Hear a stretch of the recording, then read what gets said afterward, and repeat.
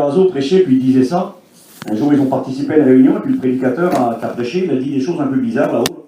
Et puis quand ils sont repartis, dans l'auto, sa femme l'a regardé, et il disait ça, Brano, il dit, ma femme, moi je la connais, qui s'appelle théologien, je ne sais pas si elle sait bien, la femme à Garazo. Puis il disait ça, il dit dans l'auto, m'a parlé, elle a dit, c'est bizarre ce qu'il a dit le prédicateur ce matin, hein. Ça va pas tourner trop rond ce qu'il a dit là.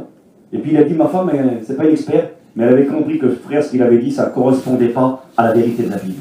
Eh bien, ce que nous on a besoin ce matin, c'est de connaître la parole de Dieu, parce que j'ai noté, je regardais ce petit verset là, Jésus a dit, si vous demeurez dans ma parole, vous êtes vraiment mes disciples, et vous connaîtrez la vérité, et la vérité vous rendra libre. Quand on connaît la parole de Dieu, eh bien c'est une libération. Quand on connaît la Bible, c'est une arme. Vous savez, lorsqu'on lit Éphésiens 6, verset 10, Paul va conseiller de se revêtir de toutes les armes de Dieu, afin de tenir bon dans les jours mauvais et de résister devant les ruses du diable. Tenir bon, il faut les armes de Dieu. Alors, Paul va décrire un soldat, avec son casque, son épée, son bouclier, sa cuirasse, et il le décrit, ses chaussures à ses pieds. Mais en réalité, il faut aller au bout de la réflexion. Ça peut paraître joli, comme ça, un soldat habillé, mais Paul va donner des détails extraordinaires. Il va dire, revêtez par-dessus tout ça le bouclier de la foi, et prenez à votre main l'épée de l'esprit qui est la parole de Dieu. Eh bien, en réalité, Paul, il est en train d'inviter les croyants et les chrétiens, pas à se comparer à des soldats avec toute cette armure et cet attirail, mais à comprendre que derrière toutes ces réalités, il y a des réalités spirituelles. Vous savez, quand Jésus s'est battu avec le diable, parce que Jésus s'est battu avec le diable, il y a eu des combats, comment Michel Carlo a fait l'étude, le plus grand combat de l'univers, comment le Christ a dû s'opposer à l'ennemi. Et puis en particulier dans l'évangile de Matthieu, chapitre 4, on voit une réalité du combat quand le diable vient attaquer Jésus pendant 40 jours. Eh bien, comment Jésus a vaincu l'ennemi? L'ennemi est parti. Paillon disait qu'il lui a mis une volée et qu'il est parti, qu'il s'est sauvé. Il est écrit que l'ennemi est parti, il a laissé Jésus tranquille jusqu'à une occasion favorable. Et Paillon disait que la volée était tellement grande qu'il est parti pendant 3 ans et demi, il n'est plus revenu à la charge. Après, il y a eu des démons qui ont été à l'œuvre. Mais c'est à la fin du ministère de Christ qu'on verra où le nom de Satan sera mentionné. Il est dit que Satan va essayer de travailler à travers l'apôtre Pierre. Lorsque Pierre voudra empêcher le Christ d'accomplir sa mission, Jésus lui dira, arrière de moi Satan. Et c'est marqué qu'au moment du repas, Satan entra dans Judas. Mais pendant les 3 ans et demi du ministère, on ne voit plus de mention directe de ce personnage-là. Ce que j'aimerais vous dire ce matin, c'est que lorsque Christ a combattu l'ennemi, il ne l'a pas fait en disant « Au nom de Jésus, au nom de Jésus, au nom de Jésus ». C'était lui, Jésus. On peut prier au nom de Jésus, il faut le faire. On peut dire « Seigneur, que l'ennemi me laisse tranquille. En ton nom, je prie. » Mais l'arme que le Christ a utilisée pour vaincre l'ennemi a été le « Il est écrit ». Et l'épée de l'esprit qu'on doit avoir, c'est pas une épée en ferraille, c'est même pas avoir la Bible dans la main comme un livre superstitieux. La mamie de ma compagne, à moi, c'est une vieille chrétienne, une vieille manouche, elle était très simple. Et puis quand elle était malade, des fois, vous savez ce qu'elle faisait? Quand elle était malade et qu'elle avait un petit peu peur, elle arrachait des pages de la Bible et puis elle les mettait dans elle comme ça. Alors elle croyait que ça allait la protéger, que c'était ça un peu l'épée de l'esprit. Et puis ma femme, elle lui criait dessus des fois. Elle disait, mamie, t'as fait quoi? T'as encore arraché la Bible? Mais non, ma bonne fille, j'ai rien fait du tout. Elle disait des fois, il sentait comme ça autour du cou, les feuilles de la Bible. Elle croyait quelque part que le livre, et il y en a qui ont cette notion des fois, croient que le livre est là. Hein, on voit dans les films, les curés prennent la Bible, hein, puis ils chassent les démons avec le livre. Excusez-moi, c'est des feuilles, ça. C'est du papier. On respecte parce qu'il y a des écrits à l'intérieur qui sont importants, mais c'est que du papier. L'épée de la parole de Dieu. L'épée de l'esprit qui est la parole de Dieu. Cette épée qui va nous permettre une attaque, d'attaquer l'ennemi. Une parole offensive. Quand il viendra pour nous attaquer, on pourra lui répondre. C'est de connaître la parole. C'est de dire, non, mon copain, il est écrit. Il est écrit. Dieu ne t'aime pas, mon œil, Dieu m'aime. Il m'a tellement aimé qu'il a donné son fils pour moi. Mais Dieu t'a oublié. Mais non, c'est marqué. Une mère peut abandonner son fils. Mais l'Éternel ne m'abandonnera jamais. Vous voyez, avec le il est écrit, tu lui réponds. Et puis le bouclier de la foi, c'est quoi? Ben, c'est encore une fois, c'est pas se cacher. Il y avait le petit bouclier, le grand bouclier. Il y avait le petit bouclier pour les combats en corps à corps et le grand bouclier derrière lequel on se baissait quand il y avait des salves de flèches qui venaient, des flèches comme ça qui venaient, et parfois enflammées. On se mettait derrière le bouclier et les flèches se plantaient dans le bouclier et ainsi nous sauvaient la vie. Et le bouclier, c'est le bouclier de la foi. La foi, c'est quoi? Romains 10, verset 17. La foi vient de ce qu'on entend et ce qu'on entend vient de la parole de Dieu. On se protège avec la foi appuyée sur la Bible. C'est écrit. On attaque. C'est écrit. Vous voyez? Et un chrétien doit connaître la Bible. Pas forcément connaître les références bibliques, là. Jean 8, 4, Jean 6, 9. Même que tu connais pas ça, c'est pas grave. Mais tu dois connaître la Bible. Et quand l'ennemi vient t'accuser, vient t'accabler, vient te faire du mal, c'est en connaissant la vérité, en demeurant dans la parole, qu'on est libre, qu'on est affranchi des mensonges du diable qui voudraient nous asservir, nous écraser. Le message dont je vais vous parler ce matin, et je crois sincèrement, est une arme de Dieu. Ce n'est pas une grande révélation, vous allez voir. Je ne vais pas vous parler des étoiles et puis de la galaxie, non, je vais vous parler des choses de la vie de tous les jours. C'est un message très pratique, mais combien nécessaire. J'ai eu l'occasion, il y a maintenant de cela 2 ans, ou 3 ans, 2 ans je crois. J'étais allé dans une retraite spirituelle comme celle-ci, et puis quand la réunion s'est terminée, mon cousin m'a appelé, il m'a dit, il a un certain âge, il est plus vieux que moi, c'est le cousin de ma mère exactement. Il m'a appelé, puis il m'a dit, Steve, tu peux venir parler avec ma femme, il dit, elle a besoin de te parler. J'ai pas de problème, mon frère. Je monte avec lui, je monte dans la camping, puis je parle avec sa compagne, je l'écoute surtout. Et puis je lui dis, qu'est-ce que tu as à me dire? Puis elle était un peu gênée, puis à un moment donné, elle m'ouvre son cœur. Une chrétienne qui a un certain âge, une 60aine d'années, assez facilement. Elle m'ouvre son cœur. Vous savez ce qu'elle me dit, cette femme? Son mari, c'est un diacre. Il est diacre, il travaille pour Jésus. Un garçon sérieux. Un garçon qui, par le passé aussi, a fait de la misère, il buvait beaucoup. Et puis Jésus l'a affranchi, il est devenu un chrétien. Et puis avec sa petite compagne, ils ont décidé de servir le Seigneur dans le diaconat. Puis ils travaillent pour Dieu depuis des dizaines d'années dans le ministère du diaconat. Elle, une femme tranquille, une femme réservée. Une femme qui n'est pas en avant, qui ne parle pas beaucoup, elle est un peu timide. Donc je vous dis, elle était même gênée de me parler, puis je l'ai écoutée. Écoutez ce qu'elle m'a dit. Elle m'a dit, Steve, elle dit, faut que je te parle parce qu'elle dit, j'ai un problème. Je dis, vas-y ma soeur, si je peux t'aider, peut-être, je te dirai ce que je peux te dire et je te conseillerai ce que je peux te conseiller. Puis elle m'a dit ceci, elle m'a dit, Steve, ça fait des dizaines d'années que je ne prends plus la Sainte Seine. Peut-être 20 ans, 30 ans, je ne sais plus moi. Au moins 20 ans. Des dizaines d'années que je ne prends plus la Sainte Seine. Elle dit, je vais à la réunion, je ne loupe pas mes réunions. Je prie dans les réunions. J'essaie de travailler avec mon mari pour le Seigneur. J'aime Jésus. Mais je ne peux pas prendre la Sainte Seine. Alors je lui ai dit, mais comment ça, tu ne peux pas prendre la Sainte Seine? Elle m'a dit, je ne peux pas. Elle m'a dit, quand je considère ma vie aujourd'hui spirituelle et quand je considère ce que j'ai été par le passé, eh bien, elle dit, je ne me sens pas digne de prendre la Sainte Seine. Et ça fait qu'elle dit, je viens en réunion et quand les gens se lèvent pour la Sainte Seine, moi je reste assis sur ma chaise et je ne prends jamais la Sainte Seine. Elle était victime des mensonges du diable et victime de l'accusateur. Et ce matin, j'aimerais vous parler des accusations du diable. Satan qui nous accuse, nous pointe du doigt. Quand j'ai partagé cette vérité que je vais vous communiquer maintenant par la Bible, cette vérité biblique, je vous le dis, je le crois vraiment, c'est une arme. On en a besoin. Quand elle est dans nos mains, Seigneur, combien on se sent en sécurité, combien on se sent fort, combien on est capable de déjouer les pièges du diable, ses mensonges, et combien on est capable de s'en sortir. Quand j'ai prêché cette réalité biblique dans une église, une grande salle, l'un des responsables principaux est venu me trouver. Pareil, un homme de 55 ans à peu près, est venu me trouver, et quand il est venu me voir, il pleurait comme un enfant. Le pasteur responsable de cette église, où il y a des centaines de membres, il pleurait comme un enfant. Il m'a dit, Steve, si tu saurais ce que ça m'a fait du bien ce matin. Il dit, ce que tu étais en train de dire, c'était moi. C'est constamment, Satan vient ramener mon passé devant mes yeux. Je prêche l'évangile, ça fait 30 ans, 40 ans qu'il prêche l'évangile, peut-être 40 ans. Et il dit constamment, mon passé vient devant mes yeux. Il me disait, je passe des nuits blanches sans dormir et je fais pleurer parce que je me sens condamné, parce que je me sens indigne et parce que je suis même pas sûr à aller devant salut, parce que mon péché vient devant mes yeux. C'est des armes redoutables. Je pense à ce petit garçon qui nous enseignait, il s'approchait du Seigneur, lui. Puis il était bon, je voyais qu'il y avait de la vérité en lui. Ça l'intéressait l'évangile. Il fumait, c'est embêtant la cigarette. Mais voilà, il venait à la réunion, puis je voyais qu'il y avait quelque chose dans son cœur, ça brûlait. Puis à un moment donné, il m'a dit, c'est bon, je laisse tomber, je viens plus à la réunion. Mais pourquoi tu fais ça? Non, je ne peux plus venir à la réunion. Il m'a dit, dis-moi, qu'est-ce que t'as? Il m'a dit, de toute façon, je suis perdu, moi. Je vais aller en enfer quand même, je fume. Et puis j'arrive pas à arrêter. Alors j'ai essayé de lui expliquer, tu sais, mon frère, Dieu fait une distinction entre celui qui pleure sur sa misère et qui veut s'en sortir et qui demande la grâce de Dieu. Vous savez, on n'obtient pas tout le temps la délivrance en une journée. Il y en a pour qui ça va plus vite que pour d'autres, mais il y en a certains que ça traîne plus. Et vous savez, des fois, si on pointe du doigt la cigarette, quelque chose de nocif qui n'est pas bon pour nous et que Jésus veut nous en affranchir, mais il n'y a pas que la cigarette. Il semblerait qu'aujourd'hui, si je fume pas et que je bois pas, je suis Superman. Je suis un ange, je suis Gabriel, ou je suis je sais pas qui vous voulez. Mais si avec ça, pour être un bon chrétien, eh bien, ça serait bien simple, les choses. Et vous l'avez bien compris. Il n'y a pas que la cigarette, il n'y a pas que l'alcool ou que je sais pas, ou tous ces biens qui peuvent nous faire du mal dans notre vie. Ou le tabac. Il y a des liens, vous savez, plus on avance avec Dieu, bien plus Dieu nous montre qui nous sommes, et puis plus on comprend qu'on n'est pas terrible, et puis plus on comprend qu'on a des choses à enlever, et puis que si la grâce de Dieu n'était pas là pour nous soutenir, eh bien on ne vaudrait pas grand-chose, aucun de nous. Mais la grâce est là, est avec nous, et elle nous rend capables.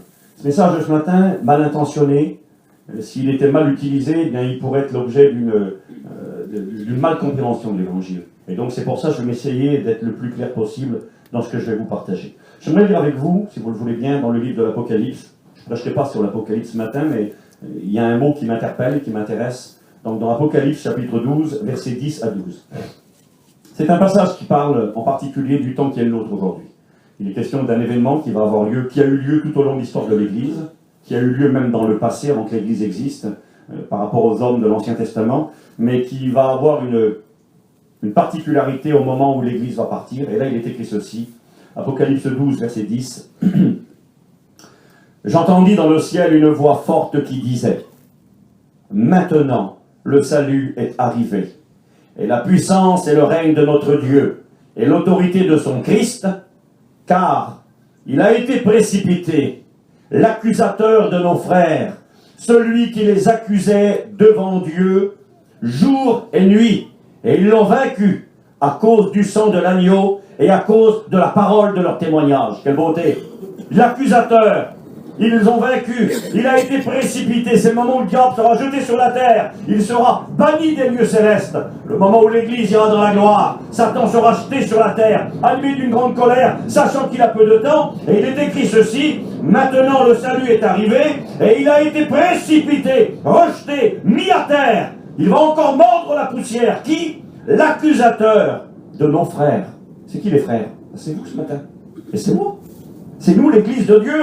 Les frères dont parle le texte biblique par la bouche de Saint Jean, c'est les frères sont accusés par le personnage qui est le diable. Il nous accuse devant Dieu jour et nuit. Et on va le vaincre à cause du sang de l'agneau et à cause de la parole du témoignage. Et avec la parole de Dieu, on peut le vaincre.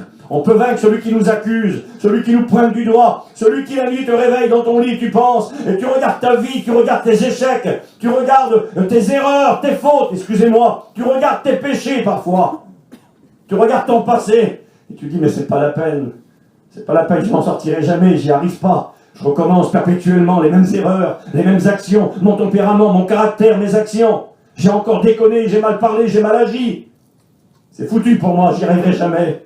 Je vais jouer devant les gens aux chrétiens, mais toi tu sais qui je suis. Des fois la nuit on dort pas, puis on réfléchit. Puis des fois c'est Dieu qui nous parle, des fois c'est le Saint-Esprit qui nous parle. Mais des fois c'est pas Dieu ni le Saint-Esprit, des fois c'est le diable qui nous parle. Oui, c'est vrai. J'étais chez moi à l'époque, j'avais ma petite maison avant que je la vende, il y a quelques années en arrière. Et dans la nuit j'ai été réveillé. Sincèrement c'est vrai ce que je vous dis. J'ai été réveillé, mais j'étais plus réveillé que réveillé. Je suis réveillé là, mais j'étais plus réveillé que ça. J'étais lucide, c'était même pas la peine. C'était étrange comme sensation. Cette sensation d'une lucidité, d'une compréhension de tout. Et puis, j'ai subi une attaque de l'ennemi. Alors, est-ce que c'est le diable? C'est pas sûr. Vous savez, le diable, il a tous ses légions de démons qui le servent. Et puis, vous et moi, on n'est peut-être pas assez importants pour que le diable vienne lui-même en personne nous faire la guerre, nous faire des misères. Mais il a des délégués, des suppôts qui viennent nous attaquer, nous troubler. Puis là, dans la nuit, il y a eu une attaque diabolique très forte. Je savais que c'était une attaque du diable. J'étais lucide. Ça a essayé de... Et c'était terrible dans ce moment-là. C'est comme si tout s'écroulait en dessous de mes pieds. Tout ce que je savais, tout ce que j'avais expérimenté, la nouvelle naissance, la délivrance, la conversion, tout ce que j'avais reçu de Dieu, les miracles que j'avais vus, tout s'écoulait. J'avais une attaque forte dans mon esprit. Et vous savez comment l'attaque est partie? Bon, j'ai surmonté cette attaque et j'ai été vainqueur. Eh bien, il y a quelque chose que Satan ne pouvait pas m'enlever. C'était terrible, Seigneur, j'aurais pu m'appuyer, dire, mais j'ai rencontré Jésus, moi. J'étais un pauvre malheureux, un drogué, un misérable, et puis Jésus m'a affranchi. J'aurais pu m'appuyer, je pouvais pas. C'était pas assez solide, ça. Mon expérience n'était pas assez solide. Mais je ne sais pas ce que j'avais vécu. Ma vie chez moi, les miracles vécus, c'était pas assez solide. Et il y a quelque chose qui n'a pas pu me prendre. Dans mon cœur, c'est ce que ça m'a dit tout fort. Tout fort, ça me disait, je sais que la Bible est la vérité. Ta parole est la vérité, Seigneur. En vérité, c'est vrai dans la nuit. Et quand dans mon cœur, c'était fort, ça, eh bien, l'attaque est partie, puis il m'a laissé tranquille. Parce que j'avais cette assurance, j'avais plus de terrain solide sous mes pieds, mais le terrain de la parole était là. Et je disais dans mon cœur, Seigneur, ta parole est la vérité, ta parole est la vérité, c'est toi qui as raison. Et puis il est parti, puis il m'a laissé tranquille. Il est celui qui nous accuse nuit et jour, et il est celui qui accuse les frères, il accuse tout le monde. Regardez dans l'Ancien Testament, il est déjà au travail, c'est marqué comme ça dans Zacharie 3, versets 1 à 5. Zacharie dira, il me fit voir Josué, Josué le grand sacrificateur. Le grand sacrificateur, c'était le serviteur de Dieu, c'était le prêtre, celui qui officiait dans le temple et dans le tabernacle, c'était le numéro un de la nation. C'était l'homme qui était le plus proche de Dieu, le seul à pouvoir entrer dans la présence de l'Éternel une fois par an, dans le lieu très saint. C'était un homme qui vivait une sainteté de vie. Le souverain sacrificateur, le grand sacrificateur, c'était l'homme le plus saint de la nation. Celui qui avait peut-être la plus grande connaissance biblique. Il connaissait de nombreux passages de la Bible par cœur, sur le bout des doigts. C'était un érudit, un savant, qui avait fait des grandes études, qui aimait l'Éternel, qui avait un témoignage. Des sacrificateurs, il y en avait plusieurs. Mais le grand sacrificateur était le number one, le numéro un, le meilleur, le plus spirituel, le plus grand. Et ce matin, s'il y en a un parmi nous qui est le plus grand, je ne sais pas qui c'est, ou une plus grande, la plus spirituelle, le plus consacré, le meilleur, c'était lui. Allez, il est écrit. Il me fut voir Josué, le grand sacrificateur, et il était debout devant l'ange de l'Éternel. Et nous savons que cette expression nous parle de Jésus, le messager de Dieu. Il est là debout devant le Seigneur, et c'est marqué, et Satan aussi, il est là, lui. Et Satan se tenait à sa droite pour l'accuser. Vous voyez, accusation, pour l'accuser, le montrer du doigt. Et l'Éternel dit à Satan, que l'Éternel te réprime. Il y a deux éternels là. Il y a l'Éternel qui parle à l'Éternel. Il y a le Père et le Fils qui sont là. L'Éternel dit à Satan, que l'Éternel te réprime, Satan. Que l'Éternel te réprime. Et puis c'est marqué comme ça. Or, Josué était couvert de vêtements sales, et il se tenait debout devant l'ange. L'ange, prenant la parole, dit à ceux qui étaient devant lui, enlevez-lui ses vêtements sales. Puis il dit à Josué, voici je t'enlève ton iniquité, et je te revais d'habits de fête. Je dis qu'on mette sur sa tête un turban pur, et ils mirent un turban pur sur sa tête, et lui mirent des vêtements. L'ange de l'Éternel était là. C'est une scène extraordinaire, ça. Il voit l'homme le numéro un, je vous l'ai dit, le meilleur, le plus saint, le plus spirituel, le plus consacré, le plus sanctifié. Il est là. Vous et moi, on le voit, on baisse la tête devant lui. On ne marche pas à côté de lui parce qu'on est trop sale, on est trop indigne par rapport au monsieur là. C'est le meilleur, et c'est vrai, c'est le meilleur, il est là. Et vous savez, le meilleur des meilleurs, parmi nous ce matin. Moi je crois, on ne fait pas de concours, mais ça existe, il y a des gens plus spirituels, il y en a qui sont plus consacrés, il y en a qui sont plus sérieux, il y en a qui ont compris plus de choses. Ça existe, il y en a. Et je ne dis pas que c'est moi, loin de là, que Dieu m'en garde. Mais il y en a un, certainement, Dieu le sait, moi je ne sais pas qui, mais Dieu le sait. Jésus a dit le plus grand parmi vous. Il y en aura un, sera le plus petit, et il servira tous les autres. Mais il y en a des comme ça existe. Eh bien, le plus grand ce matin parmi nous, le meilleur, le plus spirituel, le plus consacré. Avec mes yeux à moi, je le vois, je me mets à genoux pratiquement devant lui. Et dans le monde spirituel, il y a des choses qu'eux voient et que nous on ne voit pas. Et puis, il y a là le sacrificateur qui est là. Il a les vêtements, il avait des beaux vêtements, lui. Il avait des vêtements, il avait de l'or, bien sûr. Il avait le pectoral avec tous les 12 pierres précieuses. Et vu du dehors, il était éclatant. Il en mettait plein la vue à tout le monde. Mais Dieu sait tout. Puis le diable aussi, il sait des choses. Hein. Il ne sait pas tout, lui, mais il en sait des choses. Il connaît vos vies, il sait qui vous êtes, il sait ce que vous faites. Il voit ce que les autres ne voient pas. Et puis, quelque part, quand il accuse, c'est pas tout le temps des mensonges. Hein. C'est ça qui est important. Parce que si tu accuses à faux, c'est facile de dire, écoute Satan, tu rigoles, moi je suis pas comme ça. Je suis pas un menteur, moi je suis pas un voleur. Tu peux des fois te défendre. Mais des fois, tu peux pas te défendre. Parce que Satan dira des vérités. Et là, il dit des vérités. Quand il l'accuse, le Seigneur, il dit pas, Satan, tu te tais, hein, t'es un menteur. Il lui dit pas que t'es un menteur.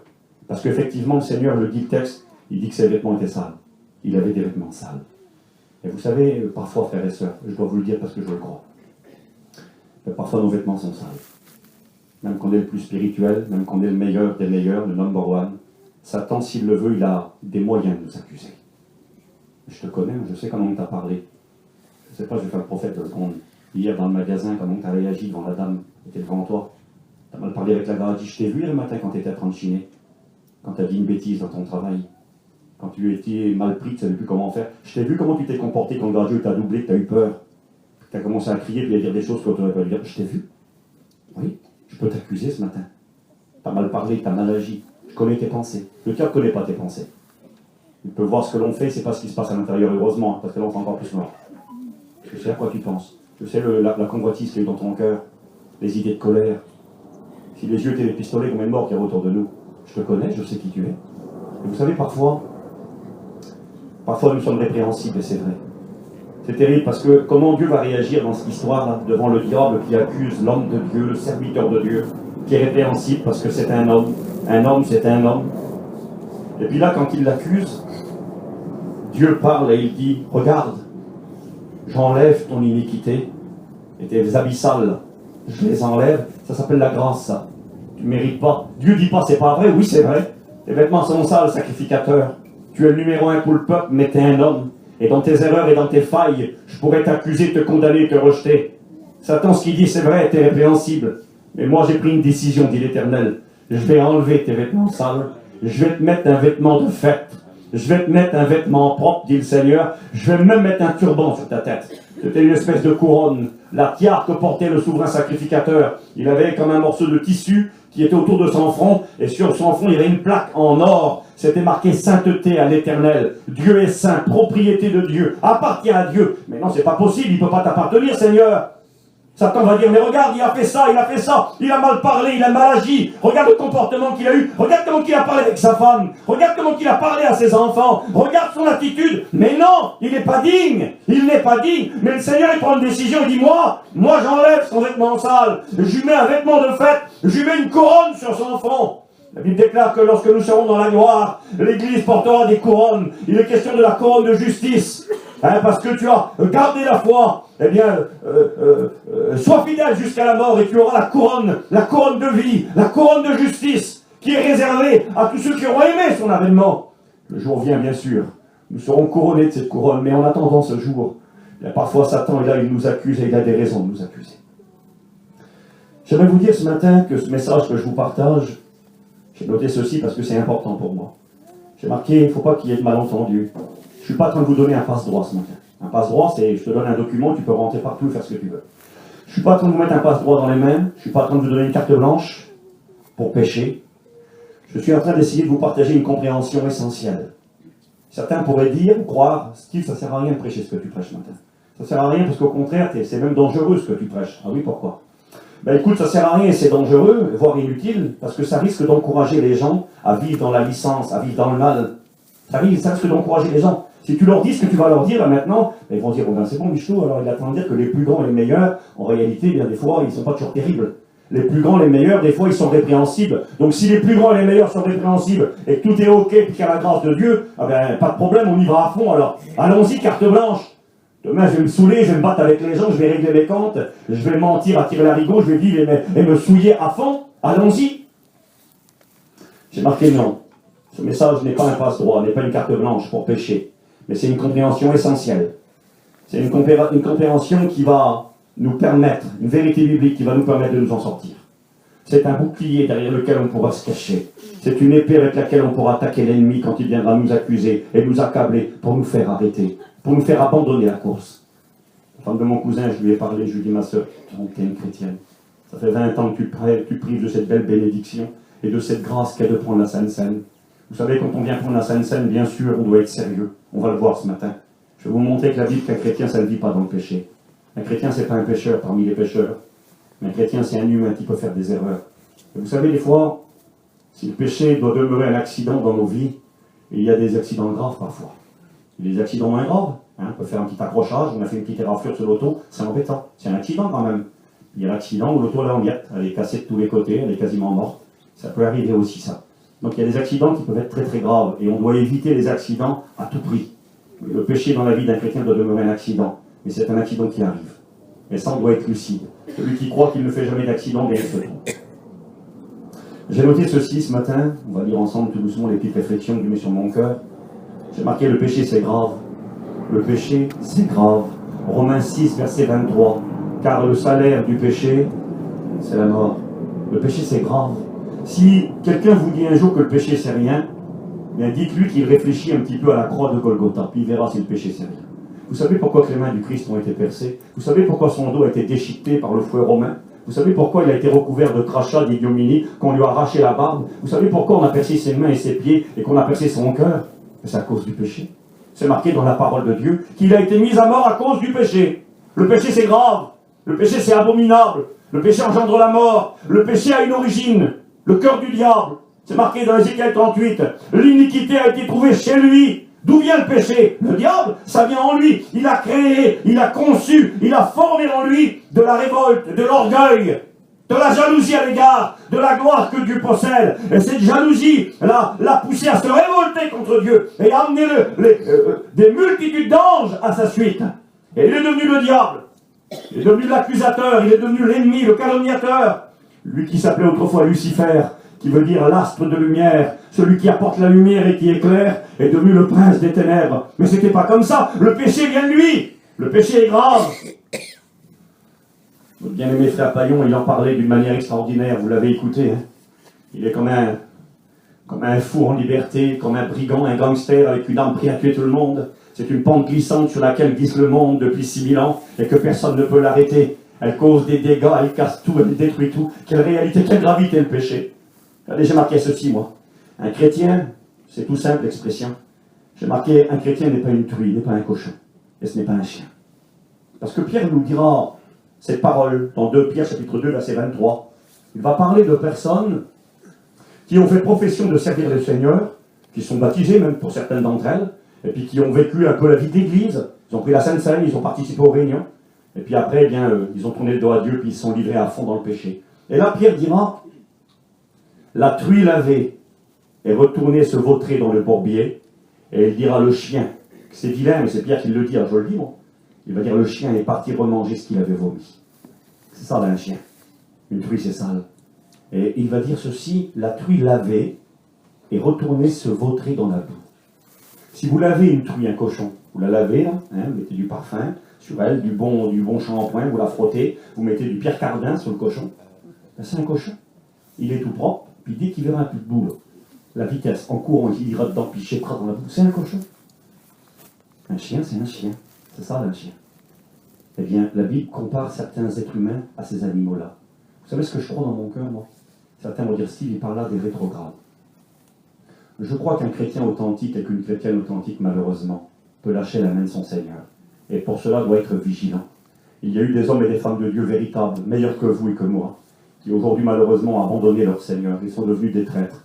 Ils sont devenus des Démas, des Judas, des Ananias, des Saphira. Il y en a dans la Bible.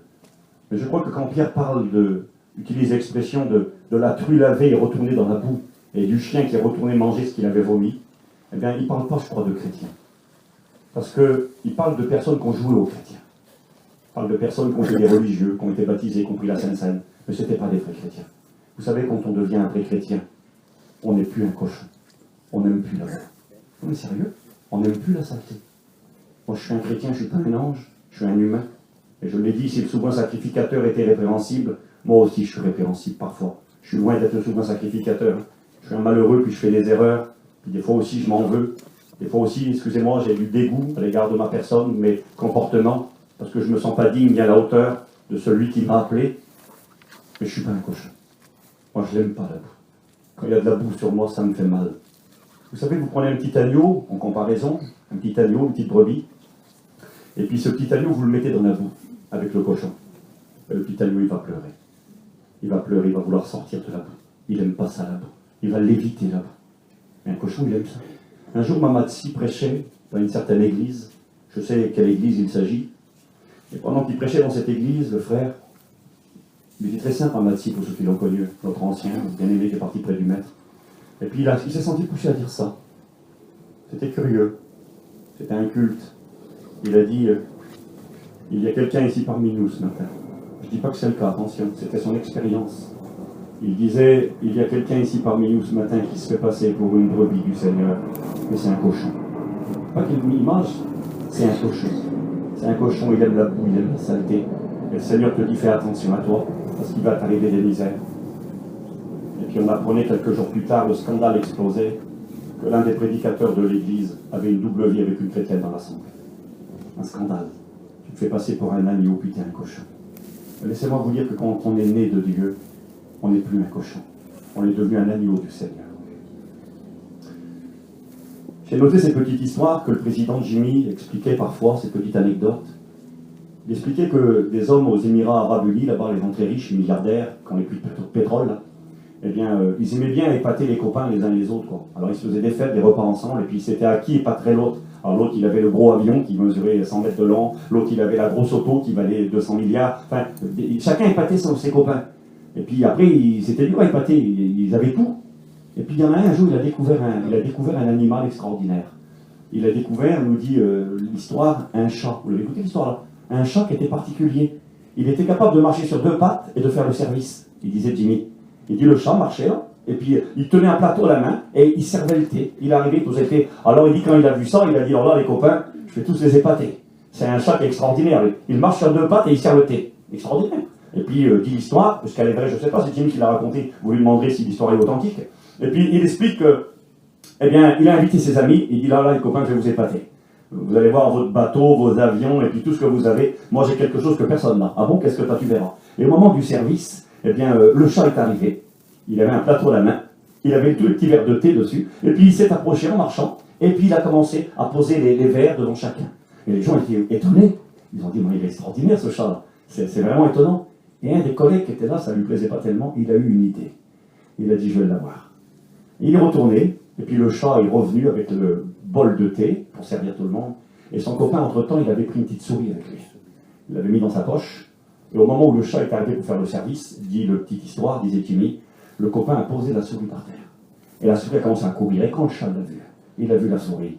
Il a pris le plateau, il l'a jeté en l'air, il a jeté le thé, il s'est mis à courir après la souris. Parce que sa nature n'avait pas changé. On lui avait appris, disait Timmy, on lui avait appris à marcher. On lui avait appris à faire service. Mais c'était pas un serviteur, c'était un chat. Et quand il a vu une souris, il est revenu à sa réalité, il a couru après. Quand tu n'es pas régénéré, quand tu n'es pas né de Dieu, tu vas jouer au chrétien. Mais dès que le péché sera là, tu sauteras dessus. C'est ta nature, tu n'es pas né de Dieu. Quand tu n'es pas né de Dieu, bien le péché c'est ta norme. Mentir c'est rien, t'en es fier. Tu es fier de mentir. Tu te crades, tu reviens. Qu'est-ce que je lui ai dit à la gare ce matin? Il croyait n'importe quoi. Je lui ai dit des conneries énormes à la mordue, à la crue. T'en es fier, tu te crades. T'as retaillé quelqu'un, t'es content. Tu t'es battu qu'une personne, tu lui as mis une volée, t'es content, tu te crades. Qu'est-ce que je lui ai dit? Je l'ai tué. Même que c'est pas vrai, des fois tu rajoutes un petit peu en plus. Je l'ai tué, je l'ai massacré. Des fois, il n'y a rien eu du tout.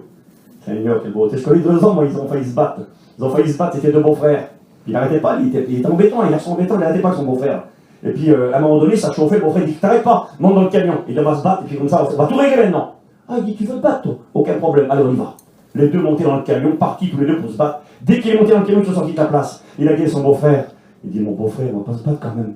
Il dit, tu vas pas te battre avec moi. Et puis il a fondu comme de la neige au soleil par la peur qu'il avait. Il a fait l'homme devant tout le monde sur la place. Peut-être qu'en revenant, il a dit, on s'est battu. Il n'a rien eu du tout. Il s'est dégonflé, il a eu peur. Mais on est fiers dans le monde. On est fiers de se battre. J'ai bu 100 litres de bière. Pour beaucoup, 100 litres de bière. On est fiers. Et quand tu es chrétien, si tu bois un verre de trop, t'as honte et tu pleures. Si tu as un accrochage avec quelqu'un, t'as dit un mot de trop, tu t'en vas puis tu pleures. Tu dis, Seigneur, comment j'ai parlé, comment j'ai réagi. Ça te fait mal. Parce que t'es né de Dieu. Parce que t'es plus une truie, t'es plus un cochon, t'es un agneau. Et puis, ben, si tu as marché dans la boue, ça te fait du mal. Alors, je ne suis pas en train de vous donner un passe-droit ce matin. J'aimerais vous lire des versets de la Bible. Je m'excuse, je parle de trop. J'ai marqué ça, moi, un poisson, ça vit dans l'eau. Un oiseau, ça vole dans l'air, c'est normal. Eh bien, un chrétien, ça vit dans la sainteté, puis c'est normal. Ça ne fait pas un exploit. Je suis né de Dieu, moi. Je suis né d'en haut, je suis un enfant de Dieu. Il a fait de moi le troupeau de son pâturage. Il a fait de moi une brebis du Seigneur. Et nous le sommes ce matin. Nous sommes son troupeau. Excusez-moi, on n'est pas un troupeau de cochons et on n'est pas un troupeau de chiens. On est les brebis de Jésus ce matin. Et il nous a régénérés, il nous a sauvés. Et ça, c'est le miracle de Dieu. J'ai marqué un verset important. Galates 5, verset 13. Avant d'arriver à cette vérité de l'accusation ce matin, il faut que je dise ça avant. Parce que j'aimerais qu'on comprenne ensemble qu'un chrétien, il n'a pas un passe-droit, il n'a pas une carte blanche. Je le répète, le péché, c'est grave. Un chrétien, il n'aime pas le péché. Il ne vit pas dans le péché. Il n'aime pas la boue. Galates 5, verset 13, ne faites pas de cette liberté qui est la vôtre un prétexte pour vivre selon la chair. Nous sommes libres en Jésus, nous sommes affranchis dans le Christ.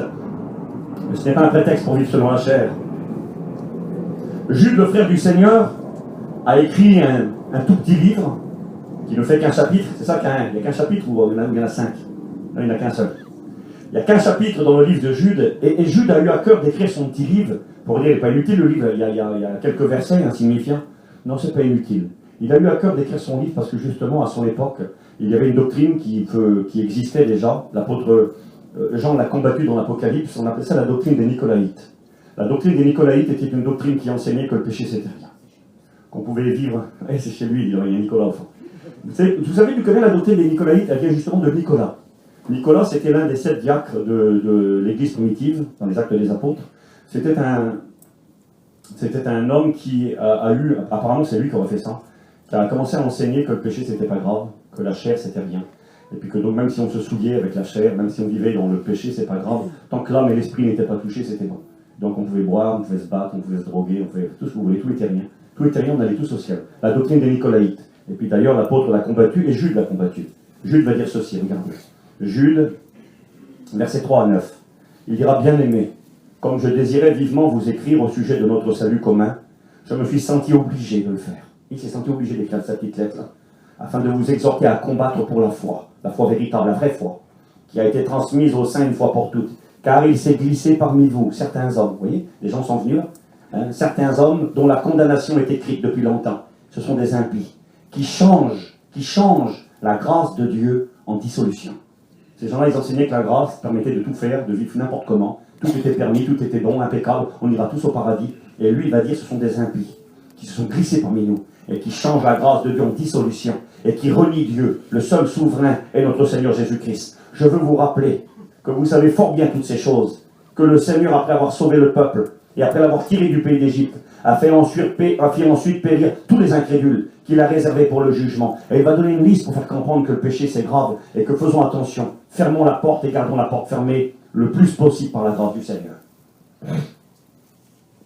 J'ai marqué ceci, pas de grâce à bon marché, non. Non, au contraire, la grâce est une puissance qui nous permet de vivre en nouveauté de vie, en sainteté de vie.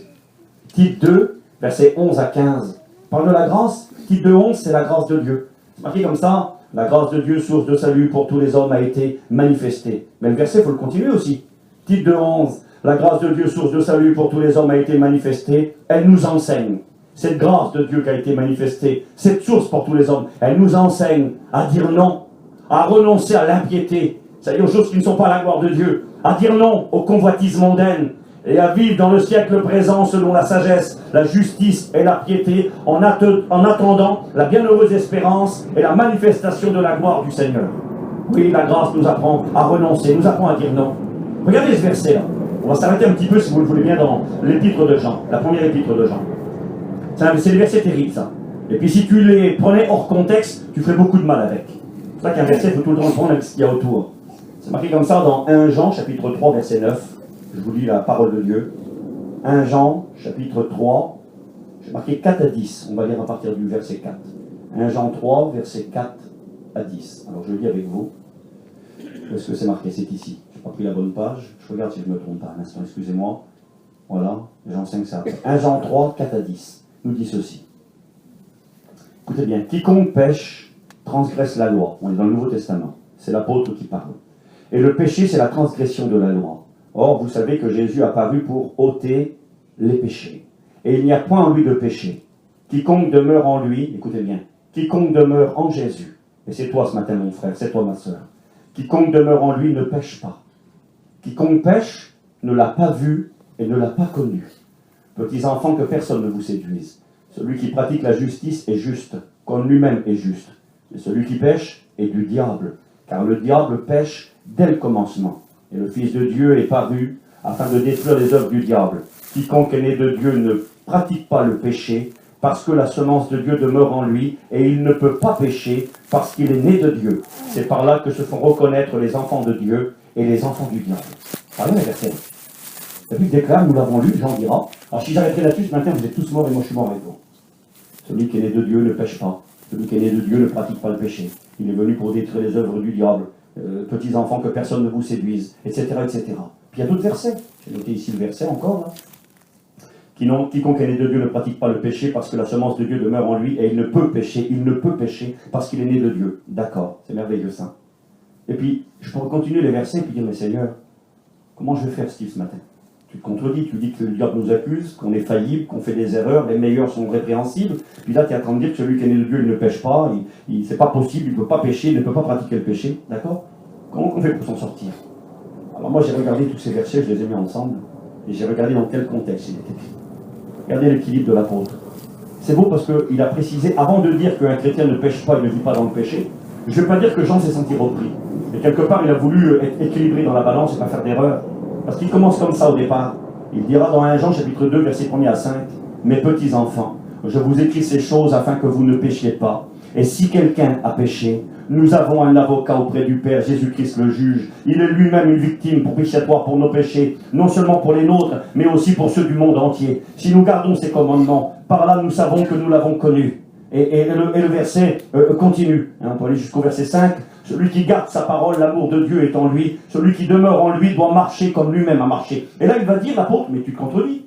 Tu dis qu'un chrétien, ça pêche pas. Tu dis qu'un chrétien, ça ne vit pas dans le péché parce qu'il est né de Dieu, il ne peut pas pécher. Et là, tu dis, si quelqu'un a péché, nous avons un avocat auprès du Père. Mais pourquoi? Ça se contredit? Mais non, je ne me contredis pas, Steve. Je suis en train de t'enseigner et de te dire ce matin qu'un chrétien, il est né de Dieu, qu'un chrétien, c'est une brebis du Seigneur, qu'un chrétien, ça marche en nouveauté de vie parce qu'il est né d'en haut. Mais je suis en train de te dire avec lucidité et vérité qu'un chrétien, malheureusement, ça peut pécher. Non, je ne me contredis pas. Ça ne le pratique pas, le péché. Mais malheureusement, le péché peut frapper à nos portes et on peut ouvrir la porte. Et écoutez bien ce que je vais vous dire ce matin. Pas simplement le péché involontaire, parce qu'il faut être honnête, on n'a pas le droit d'être malhonnête. Des fois on dit oui, le péché involontaire, mais c'est pas toujours involontaire. Des fois c'est pas involontaire. Des fois tu parles plus que tu devrais parler, mais tu le sais que tu fais mal. Des fois tu te mets en colère, tu agis mal, même dans ton foyer, à l'égard de ta femme, de tes enfants, de ton mari, de tes parents. Les jeunes chrétiens, des fois, qui manquent de sagesse à l'égard de leurs parents. Ils ne sont pas corrects. Ils manquent de décence et d'honneur à l'égard de leurs parents. Et puis ça, c'est un péché également. Et puis des fois, on le fait consciemment. On met tout ça sous le coup de l'erreur. Des fois, c'est l'erreur, des fois, c'est pas une erreur. Des fois, quelque part, c'est plus vraiment un accident. Des fois, on a accéléré puis on a rentré dans le véhicule qui est en face. Mais j'aimerais vous dire ce matin, à travers la parole de Dieu, c'est ce que Dieu me dit. Dieu me dit, tu sais, Steve, tu ne pratiqueras plus le péché. Et malheureusement, des fois, le péché viendra frapper à ta porte et tu l'ouvriras la porte. Un jour, j'ai un copain à moi, il ne comprenait pas tellement ces vérités de la Bible. Et puis, il était en train de réparer son auto, le moteur avait cassé. Il était dans la région de Bordeaux, là. Et pendant qu'il était en train de réparer son auto, là, alors il me posait toujours la question, mais Steve, comment ça se fait? Alors, on ne doit pas pécher, un chrétien ne vit pas dans le péché, d'accord, mais pourtant on fait des erreurs, parfois, regarde, je fais des choses que je ne devrais pas faire. Il ne comprenait plus, il était troublé. Puis je lui ai posé une question. C'est Django, et vous le connaissez, mon copain Django, le frère Sacha. Je lui dis, mais Django, je dis, t'es un garagiste. Si tu devrais ouvrir un garage, je dis, t'es un garagiste, toi. Il dit, pourquoi tu me dis ça? Je le voyais, il était le capot ouvert, le moteur, en train de défaire le moteur et tous les bricoles. Ben, je dis, t'es un garagiste. Il dit non, il dit, je pourrais bien m'en passer du moteur, il dit j'aurai un peu de sous, je ne le ferai pas, je ne l'arrangerai pas moi-même, il dit je ne suis pas un garagiste. Ben, je dis pourquoi tu le répares le moteur là? Il dit je ne le répare parce que je n'ai pas le choix, puis il dit je vais attendre de l'arranger, mais je ne suis pas un garagiste. Ben, je lui dis justement c'est ça la différence. Un garagiste il est tous les jours dans le moteur, c'est sa vie, c'est normal de réparer des moteurs. Toi qui le fais, c'est vraiment exceptionnel parce que tu n'as pas le choix. Et ça arrive, mais c'est quelque chose d'exceptionnel. Eh bien un chrétien c'est pas un garagiste, c'est pas un pécheur, un chrétien qui vit dans le péché. C'est quelqu'un qui malheureusement parfois, avec réalité et réalisme, commet des erreurs qui des fois l'accablent et l'écrasent. Comment doit-on réagir? Vous connaissez le verset 1 Jean 1,7? Qu'est-ce que ça dit 1 Jean 1,7? Quelqu'un le dit à ma place, allez-y. 1 Jean, chapitre 1er, verset 7. Qu'est-ce qu'il dit? Mais après, là, la fin du verset. Le sang de Jésus purifie de tout péché. C'est ça qui dit la fin du verset.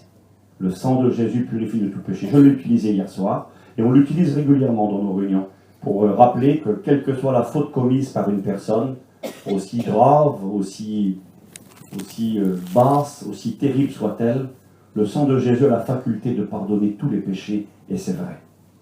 Mais nous devons remettre ce verset également dans son contexte, et nous allons réaliser ensemble que 1 Jean 1,7 n'est pas un verset, on peut l'utiliser, mais n'est pas un verset qui s'adresse à des inconvertis. N'est pas un verset qui a été écrit pour des païens, qui viennent à Dieu, qui vivent dans leur souillure et leur saleté. C'est vrai, c'est le sang de Jésus qui va les purifier et les pardonner. Mais quand vous lisez le verset dans son contexte, on va le faire ensemble. 1 Jean, chapitre 1er, verset 5. Écoutez ce que dira l'apôtre. C'est une bonne nouvelle qu'il faut nous rappeler. La nouvelle que nous vous annonçons, que nous avons apprise de lui, et que nous vous annonçons, c'est que Dieu est lumière, et qu'il n'y a point en lui de ténèbres. Si nous disons que nous sommes en communion avec lui, on est des chrétiens, on a rencontré le Christ, on est né de nouveau. Si nous disons que nous sommes en communion avec lui, et que nous marchions dans les ténèbres, nous serions des menteurs, et nous ne pratiquerions pas la vérité. Mais, si nous marchons dans la lumière, comme il est lui-même dans la lumière, nous sommes mutuellement en communion, et le sang de son Fils Jésus nous purifie de tout péché. Si nous disons que nous n'avons pas de péché, nous nous séduisons nous-mêmes, et la vérité n'est pas en nous. Si nous confessons nos péchés, il est fidèle et juste pour nous les pardonner et pour nous purifier de toute iniquité. Si nous disons que nous n'avons pas de péché, nous nous faisons menteurs et sa parole n'est pas en nous. Mes petits enfants, je vous écris ces choses pour que vous ne péchiez point, mais si quelqu'un a péché, nous avons un avocat auprès du Père. Est-ce que vous comprenez un petit peu mieux le verset? Le verset s'adresse à l'Église. Il s'adresse à des chrétiens et puis il leur dira, si quelqu'un dit qu'il ne pêche jamais, c'est un menteur. Vous savez, peut-être que c'est pas important pour certains ce que je dis ce matin. Mais on a été confronté, on est encore dans notre région, à cette doctrine mensongère. Il y a certains hommes qui ont quitté la mission et qui ont voulu monter une église, et apparemment on est tous perdus. Il y a qu'eux qui sont sauvés, mais ils ne vont pas être beaucoup au ciel, ils ne sont pas nombreux, ils doivent être, je ne sais pas s'ils sont 10 ou 5 ou 6. Et ils enseignent la doctrine du zéro péché. L'un des pasteurs, c'est pas un pasteur, celui qui prêche, disons, parmi eux, il enseigne que lui, il pêche jamais. C'est l'ange Gabriel, on va se mettre à genoux devant lui. Jamais il pêche. Moi, je le connais, l'individu. Quand il aura compris que celui qui n'aime pas ses frères et qui ne fait pas le bien qu'il peut faire est comme un péché, ben, il va comprendre qu'il n'est pas si saint que ça. Il prêche la doctrine du zéro péché. Il ne pêche jamais. Du 1er de l'an au 31 décembre, eh bien, il ne fait jamais d'erreur. Quel monsieur. C'est pas mal de relire la Bible. Alors lui va vous prendre le verset. Hein. Celui qui pêche, il est du diable. Celui qui est né de Dieu ne pêche pas. Il ne peut pas pécher. Oui, c'est bien marqué. T'as pas le droit, tu peux pas. Si tu pêches, t'es mort. Les enfants du diable et les enfants de Dieu se font reconnaître à cela parce que l'un vit dans la sainteté, l'autre vit dans le péché. Ben on est mort. Les gens, il dit au départ, c'est dans la même lettre, c'est en même temps, il dit juste avant, il va dire juste à côté, il va dire, si nous disons que nous n'avons pas de péché, nous nous séduisons nous-mêmes, la vérité n'est pas en nous. Hein, la vérité n'est pas en nous, mais si nous confessons nos péchés, il est fidèle et juste pour nous les pardonner. Quand c'est écrit que le sang de Jésus purifie de tout péché, c'est une parole qui s'adresse à des chrétiens. C'est marqué, si nous marchons dans la lumière, marche dans la sainteté, dans la vérité, on est honnête, marche dans l'honnêteté. Si nous marchons dans la lumière comme lui-même est lumière, nous sommes mutuellement en communion avec lui. Et alors, le sang de Jésus, son Fils, nous purifie de tout péché. Il semblerait que Jean fait allusion à une pratique. Lorsque, à l'époque, on offrait des sacrifices, avant que Jésus meure sur la croix de Golgotha, on offrait chaque année des sacrifices dans le temple pour le pardon des péchés du peuple. Et il y avait une pratique. Le souverain sacrificateur, justement, le numéro 1 du peuple, entrait une fois par an dans le lieu très saint, avec le sang d'un animal, d'un bouc innocent, et il versait le sang sur le couvercle du propitiatoire, sur le couvercle de l'arche d'alliance. Mais à l'époque du Christ, quand Jésus est venu sur la terre, il n'y avait plus d'arche d'alliance dans le lieu très saint. L'arche d'alliance avait disparu en 605 avant Jésus-Christ, lorsque Nebuchadnezzar est venu attaquer Jérusalem. Il semblerait que c'est le prophète Jérémie qui aurait caché l'arche, on ne sait pas ce qu'elle est devenue, mais l'arche a disparu.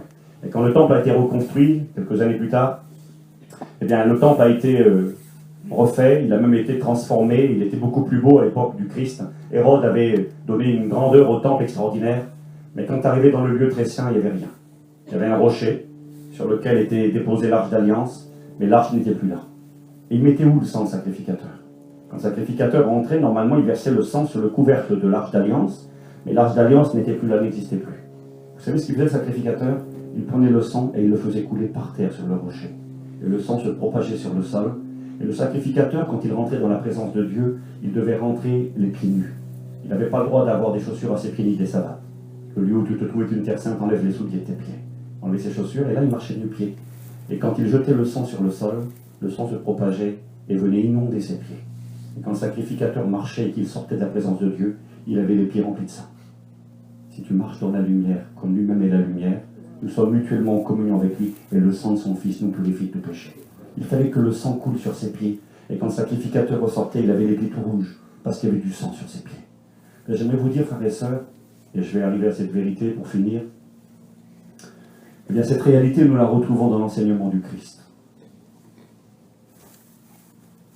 Un chrétien a besoin que le sang de Jésus soit sur ses pieds. Qu'est-ce que tu veux dire, Steve, par là? J'ai marqué ceci. Où Jésus a-t-il manifesté tout son amour? Où a-t-il mis le comble à son amour? Si, bien sûr, certains voient où je vais en venir, donc c'est peut-être plus aisé, mais logiquement, c'est ce que tout le monde pense, c'est ce que tout le monde dit, moi y compris. Quand on me demande avec honnêteté, Steve, où est-ce que Jésus a manifesté son amour au plus haut niveau? Où est-ce qu'il a mis le comble à son amour? Ben, moi, automatiquement, je vois la croix qui vient devant mes yeux, et puis je vois mon Sauveur ensanglanté qui donne sa vie par amour pour moi, qui crie mon Dieu pourquoi m'as-tu abandonné, qui crie Père, tout est accompli. Moi je vois la croix, je vois tout l'amour de Dieu manifesté sur la croix de Golgotha. Moi j'ai marqué ceci, quand on lit la Bible, c'est pas ce qui est écrit. C'est marqué dans Jean 13, à partir du verset 1er au verset 10, que l'endroit où Jésus va mettre le comble à son amour, c'est ce moment où pendant le repas, le dernier repas, le repas de Pâques, il est écrit que Jésus était à table avec ses disciples en train de manger le repas de Pâques. Il allait instaurer la Sainte Seine. Et c'est marqué que pendant le repas, le Christ va se lever. Il va défaire le manteau qui était sur lui. Il va l'attacher autour de sa taille. il va prendre de l'eau, et le Fils de Dieu, le Créateur de l'univers, le Sauveur de tous les hommes, va se mettre à genoux devant ses disciples. Imaginez un petit peu l'affaire ce matin. Jésus qui viendrait se mettre à genoux devant toi. C'est important, hein? Le Fils de Dieu, parce que pour laver les pieds de quelqu'un, il faut se mettre, il n'y avait pas de chaise à l'époque, hein, comme aujourd'hui. Les gens mangeaient allongés, je vous l'ai rappelé hier soir, accoudés. C'est la raison pour laquelle il est dit que l'apôtre Jean avait sa tête sur la poitrine du Seigneur. Il n'était pas allongé sur Jésus, hein. Il mangeait à côté de lui. Ils étaient là, l'un à côté de l'autre. Et à un moment donné, le maître se lève, et puis là, il y a les apôtres qui sont là allongés. Et il y a le Fils de Dieu qui se met à genoux, soyez avec moi. Puis il commence à prendre les pieds des apôtres. Puis il commence à lever, il met de l'eau dessus, puis il les lave. Alors attention, hein, ce n'étaient pas des pieds tout neufs qui sentaient le parfum. Hein. Ils avaient marché toute la journée. C'était le soir. C'est chaud en Israël. Il n'y a pas de goudron, il n'y a pas du beau pavé, il y a du sable et de la poussière. Les pieds des apôtres sont sales. Ils sentent mauvais. Ils sentent mauvais, oui. Imaginez un peu un homme qui a marché toute la journée dans la chaleur, qui a marché dans la terre, la poussière. On est sur des places, vous avez vu aujourd'hui, il fait sec, il n'y a pas beaucoup de soleil, il y a beaucoup de soleil, il n'y a pas beaucoup d'eau, les champs sont brûlés. Tu marches avec des souliers un petit peu propres, tu as plein de poussière sur les pieds. C'est normal. On le voit dans les champs là. À l'époque, je ne te dis pas l'état des pieds. Excusez-moi. Les pieds étaient crasseux. Ils étaient sales, ils étaient noirs, ils sentaient mauvais. Puis le Christ, il vient, puis il commence à vouloir prendre le pied des apôtres. Puis il arrive à Pierre, Pierre, donne-moi tes pieds. Et c'est écrit que Pierre a refusé. Moi, je pense que Pierre avait honte de ses pieds. Puis d'abord, bon, il honorait son maître. Comment accepter que le Fils de Dieu, le Messie, le Christ, vienne vers lui, lui lave les pieds? C'était tellement déshonorant, humiliant. C'était le travail de l'esclave, ça. Un esclave dans une maison, il faisait ça. C'était l'esclave, il amenait de l'eau, puis il avait les pieds des gens, il était là à leur service. Et puis Jésus lui a dit, moi je suis le plus grand parmi vous, et j'ai pris la tâche du plus petit. Je suis venu comme un serviteur. Le Christ s'abaisse, il prend les pieds, puis Pierre, il ne veut pas, il retire son pied. Il dit, non Seigneur, jamais, non mais non Seigneur, tu plaisantes. Moi, tu es mon Seigneur, tu es mon maître, tu es mon sauveur, et en plus mes pieds, Jésus, ils sont pas terribles.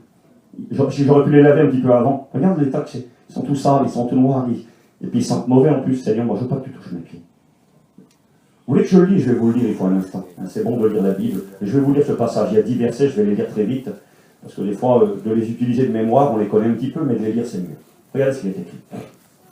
Avant la fête de Pâques, Jésus, sachant que son heure était venue de passer de ce monde au Père, et ayant aimé les siens, écoutez ce qui est marqué, et ayant aimé les siens qui étaient dans le monde, mis le comble à son amour pour eux. C'est là, dit la Bible, que Jésus a mis le comble à son amour. On ne parle pas de Golgotha. Pourtant, Golgotha, c'est la réalité. Mais là, quelque part, nous avons des prémices, et nous avons une grande vérité qui va être enseignée là.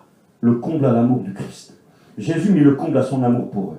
Et après le souper, lorsque le diable avait déjà inspiré au cœur de Judas Iscariote, fils de Simon, le dessein de livrer le Christ, Jésus, qui savait que le Père avait remis toutes choses entre ses mains, qu'il était venu de Dieu et qu'il s'en allait vers Dieu, se leva de table, il ôta ses vêtements, et il prit un linge, dont il se ceignit, il a passé autour de sa taille. Ensuite, il versa de l'eau dans un bassin, et il se mit à laver les pieds des disciples, et à les essuyer avec ce linge dont il était saint. Il vint donc à Simon-Pierre, et Pierre lui dit, « Comment, toi, Seigneur, tu veux me laver les pieds ?» Jésus lui répondit, « Écoutez bien, ce que je fais, tu ne le comprends pas maintenant. » Parce qu'en réalité, il y avait plus que l'idée de laver les pieds de quelqu'un, de lui enlever la poussière et la saleté. Il y avait tout un enseignement. Ce que je fais maintenant, tu ne le comprends pas. Mais tu le comprendras bientôt. Pierre lui dit, « Non, jamais tu ne me laveras les pieds. » Jésus lui répondit, « Écoute Pierre, si je ne te lave pas, tu n'auras pas part avec moi, tu n'auras pas de part avec moi. » Ça veut dire qu'il n'ira pas au ciel et tu ne seras pas sauvé. Simon Pierre lui répondit, « Mais Seigneur, dans ce cas-là, alors si je ne vais pas avec toi, si tu ne me laves pas les pieds, ne me lave pas simplement les pieds, mais lave-moi aussi les mains, lave-moi aussi la tête. » Jésus lui dit, « Celui qui est lavé n'a besoin que de se laver les pieds pour être entièrement pur. Et vous, vous êtes purs, mais non pas tous. Car il connaissait celui qui le livrait, c'est pourquoi il dit, vous n'êtes pas tous purs. » Imaginez une seconde. Même à Judas, il va laver les pieds. Parce que Judas était là, il le dit. Vous n'êtes pas tous purs, parce qu'il savait qui c'est qu'elle allait livrer. Il lave les pieds même à Judas, il y a tous les autres. Après qu'il leur eut lavé les pieds et qu'il lui eut pris ses vêtements, il se remit à table et il leur dit, comprenez-vous ce que je vous ai fait? Il semblerait qu'ils n'ont pas compris. Jésus, il dit qu'il va être le comble à son amour, comme un serviteur, il s'abaisse, il s'humilie, il prend les pieds et il les lave. Et quand il arrive à Pierre, Pierre ne veut pas, et Jésus lui dit, écoute Pierre, si je ne fais pas ça pour toi, tu n'iras pas au ciel avec moi. À Pierre, il répond, lave-moi la tête, lave-moi les mains, moi je veux aller au ciel avec toi. Et Jésus lui dit, non Pierre, quand quelqu'un est propre, il n'a pas besoin de se laver la tête et les mains, il a besoin de se laver que les pieds. Qu'est-ce qu'il voulait dire Jésus par là? Jésus faisait allusion à une pratique qui existait, c'était la pratique des bains publics. À l'époque, tout le monde n'avait pas chez lui une baignoire ou une piscine pour se laver. Eh bien, les gens allaient au bain public. À Jérusalem, il y en a plein, on appelle ça des mikvés, il y en a plein partout. Les gens faisaient beaucoup des bains rituels. Ils allaient, puis ils se lavaient dans l'eau, ils se plongeaient, puis ils rentraient chez eux. Mais entre le moment où ils s'étaient lavés dans l'eau pour se purifier, avant de rentrer chez eux, et le moment où ils arrivaient dans leur maison, en chemin, écoutez-moi bien, en chemin, entre le moment où ils ont été lavés et purifiés dans le mikvé, c'est dans ces mikvés certainement qu'on a fait les baptêmes à Jérusalem, entre ce moment de la purification et le moment où on arrivait chez soi dans la maison, on faisait 100 mètres, 200 mètres, 1 kilomètre des fois, il fallait marcher pour rentrer chez soi, bien, quand on arrivait dans sa maison, le corps était propre, on venait de se laver, mais les pieds avaient ramassé de la poussière en route, avant d'arriver dans la maison. Et la première chose qu'on faisait, c'est ce que Jésus a reproché à Simon, dont j'ai parlé hier soir, lorsque le Seigneur a eu les pieds lavés par cette femme pécheresse qui, avec ses larmes, a lavé les pieds du Christ, il lui a dit à Simon, il lui a dit, tu sais Simon, je suis rentré chez toi, tu ne m'as pas donné de l'eau pour me laver les pieds. C'était normal, on donnait de l'eau pour se laver les pieds. On se lavait les pieds parce qu'il y avait que les pieds qui étaient sales. Et Jésus il est en train d'enseigner dans cette pratique qu'il est en train de faire, il est en train d'enseigner que lorsqu'on va rencontrer Jésus, lorsqu'on va lui donner sa vie et mettre notre foi en lui, il va nous laver tout entier. Vous savez, quand on donne sa vie au Christ, quand on se convertit, quand on se repent de son péché, et qu'on dit Seigneur, je te demande pardon pour ma misère, je te donne ma vie, on est tout propre. Moi, je me rappelle de ce jour. Je me rappelle quand je suis né de nouveau. Je me rappelle quand il est venu me laver. En vérité, je m'en rappelle. Seigneur, quel sentiment. On aimait tout le monde. Vous vous rappelez de ça? Tu aimes tout le monde. Tu veux tout faire pour le Seigneur. Tu veux tout abandonner. Tu fais même des bêtises des fois. Tu jettes tout. J'avais un copain, il avait de l'or, moi. Il avait de l'or chez lui. Il s'est converti, il l'a acheté dans la rivière, l'or. Il n'en voulait plus. L'or était malhonnête, il n'en voulait plus. Il a acheté l'or, je m'en débarrasse. Je jette tout, je règle tous mes problèmes. J'appelle mon ennemi. Je me rappelle un jour, on était en Israël, on fait une réunion. Et puis le frère est touché, là, un homme assez dur. Il est touché par Jésus. On lui a rien dit du tout. Il arrive à l'hôtel, il aurait pu attendre de revenir en France. Il arrive à l'hôtel, ça brûlait dans lui. Et quand il arrive à l'hôtel, il téléphone dans l'hôtel. Il appelle un homme en France avec qui il a eu des gros problèmes pour lui demander pardon et pour se réconcilier. Mais jamais il aurait fait ça. C'était tellement neuf, c'était tellement nouveau. Il venait d'être lavé, il était tout propre, il était fou. Il est rentré. Allô, écoute, je t'appelle, qu'est-ce que t'as, toi? T'es pas mon copain, t'es mon ennemi. Je t'appelle, qu'est-ce qui se passe? J'ai rencontré Jésus, je suis un chrétien, je te demande pardon. J'ai tort ou j'ai raison, j'en ai rien à faire. Moi, je veux plus d'histoire avec toi. C'est fini, on passe l'éponge. Je te demande pardon, je regrette. Ça, c'est le miracle de Dieu. T'es lavé, t'es tout propre, et tu le sais que t'es propre. Et entre ce jour où tu te convertis, où tu es capable d'aimer tout le monde, d'embrasser tout le monde, de régler tous tes problèmes, et le jour où tu iras dans le ciel, il y a du chemin qui s'écoule. Vous vous souvenez qu'il y a des choses qu'on était capable de faire quand on a rencontré Jésus, que des fois, au bout de 20 ans de vie chrétienne ou 30 ans, on n'est plus capable de faire. C'est tellement facile au départ. T'allais à la réunion, maman, en courant, vers 500 km, t'étais fou. Le Seigneur, je me rappelle, moi, quand j'ai rencontré le Christ, je sortais de prison, et j'avais des permissions, mais j'avais pas beaucoup de sous, mais j'avais un petit peu de sous, des fois, et puis, donc, j'arrivais au culte le dimanche, et j'avais rien besoin, en vérité. J'avais pas besoin d'aller au bistrot, j'avais pas besoin d'aller en boîte de nuit, rien ne me contentait. Mon bonheur, c'était les réunions, écouter la parole de Dieu, j'étais tellement heureux, je n'avais assez. Et puis, je me rappelle d'arriver à la réunion, d'avoir un petit billet dans mes poches, là, et puis je me disais, mais qu'est-ce que je vais faire avec ces sous-là, mais j'en ai pas besoin. Je mettais tout dans la corbeille, quand non, je ramène. Je mettais tout dans la corbeille et puis je donnais tout. J'étais fou. En vérité, j'étais déséquilibré. Au lieu de dire tu vas sortir, tu auras besoin, et puis non, je mettais tout, j'ai rien besoin. Et cette réalité, elle est là. Quand on est lavé, quand on le rencontre, quand on est de nouveau, c'est extraordinaire. Entre le jour où j'ai été né de nouveau, où Jésus m'a lavé tout entier, et le jour où j'irai dans la gloire, dans la patrie céleste, eh bien en chemin, malheureusement, frères et sœurs, nos pieds ont les salis parfois. Et pourquoi il est écrit qu'il a mis le comble à son amour? Bien parce que Jésus, en faisant cela, il est en train d'enseigner aux disciples. Ce que je fais maintenant, vous ne le comprenez pas maintenant, mais vous le comprendrez plus tard. Il est en train de leur enseigner que tout au long de notre vie, on aurait besoin de son pardon. On aurait besoin jour après jour qu'il vienne pour nous laver nos pieds. J'ai marqué ça, moi je crois que c'est important. Regardez ce que j'ai écrit. Quelle scène, quelle humilité, quel enseignement. C'est le fruit de l'œuvre de la croix. Le Fils de Dieu qui s'abaisse et qui s'humilie, qui nous assure de son pardon quotidien tout au long de notre vie. J'ai marqué, ayons toujours honte de nos pieds sales. Ça devient dangereux quand on a compris, on est les de Dieu, on n'est plus des pécheurs de ce monde. Maintenant, malheureusement, parfois, on ne peut pas se séduire et se faire de fausses illusions. Parfois, malheureusement, on pêche. Celui qui dit qu'il ne pêche jamais, c'est un menteur. La doctrine du zéro péché, c'est un mensonge. Le péché peut nous toucher, il doit demeurer un accident. Malheureusement, cet accident, il arrive parfois. Eh bien, quand cet accident arrive, j'ai marqué ceci. Ayons toujours honte de nos pieds sales. quand tu as sali tes pieds en marchant dans ta vie chrétienne, quand tu as parlé trop, quand tu as mal agi, quand tu t'es mal comporté, ça doit te toucher. Où c'est dangereux, c'est quand ça ne fait plus rien. C'est quand tu viens à la réunion, tu dis allez, vas-y Seigneur, allez, lave-moi les pieds, vas-y. Je prends la Sainte Seine dimanche, là, vas-y. Allez, oui, j'ai fait des conneries, c'est pas grave, tu sais. Il n'y a personne qui est parfait, mon frère. Maman, j'aime pas ça, moi. Quand quelqu'un me dit ça, mais vous savez que négligence, ah bah tu sais bien, personne n'est parfait, c'est comme si c'était rien. Non, c'est pas comme ça. Si c'est comme ça, c'est dangereux. Il faut avoir honte de ses pieds. Il faut dire Seigneur, j'ai honte de te rendre mes pieds, regarde, ils sentent mauvais, puis ils sont sales. Je me suis sali, Seigneur. Quand j'ai mal parlé avec le monsieur, j'ai mal réagi avec ma femme dans mon foyer. J'ai mal parlé à mon homme, je me suis mal comporté, Seigneur. Seigneur, j'ai dit des bêtises en chinois, regarde voir, je suis un rigolo, Seigneur. Je ne sais plus comment réparer mon affaire.